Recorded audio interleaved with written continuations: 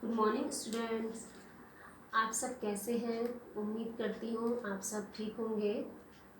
जैसा कि आप जानते हैं कि कोरोना वायरस की महामारी फैली हुई है, जिसके चलते हुए हमारे स्कूल कॉलेज सभी बंद हैं और जिसके कारण आप सभी स्टूडेंट्स की पढ़ाई बहुत डिस्टर्ब हो रही है। लेकिन डिवाइन एंजल सोसाइटी ने आपकी स्टडी को ध्यान में रखते हुए ऑनलाइन क्लासेज स्टार्ट कर दी हैं। सो स्टूडेंट्स, मैं सुषमा खत्री आपकी हिंदी टीचर आज आपको हिंदी ग्रामर पढ़ा रही हूँ। आज का हमारा टॉपिक है हमारी भाषा।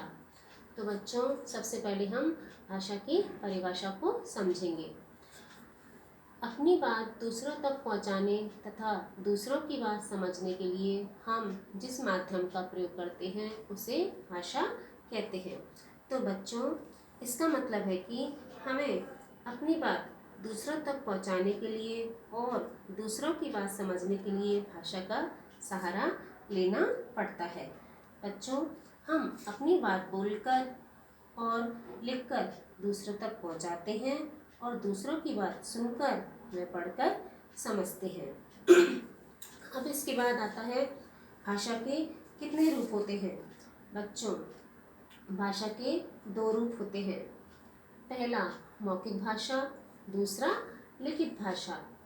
मौखिक भाषा के बारे में समझेंगे हम। बोलकर अपनी बात बताना और सुनकर दूसरों की बात समझना भाषा का मौखिक रूप है।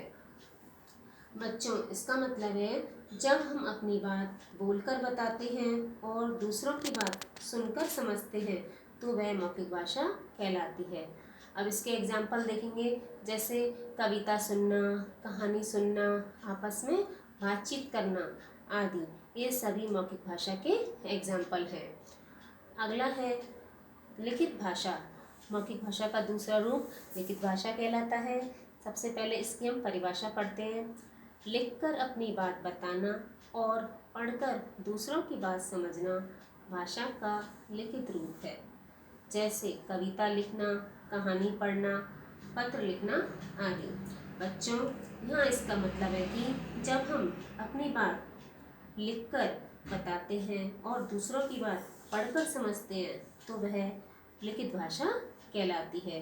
लिखित भाषा में हम अपनी बात को लिखकर बताते हैं, जैसे कि एग्जाम्पल में भी लिखा हुआ है, कविता लिखना, कहानी पढ़ना, पत्र लिखना आदि। तो बेटा, आज हमने भाषा और उसके रूपों के बारे में समझा।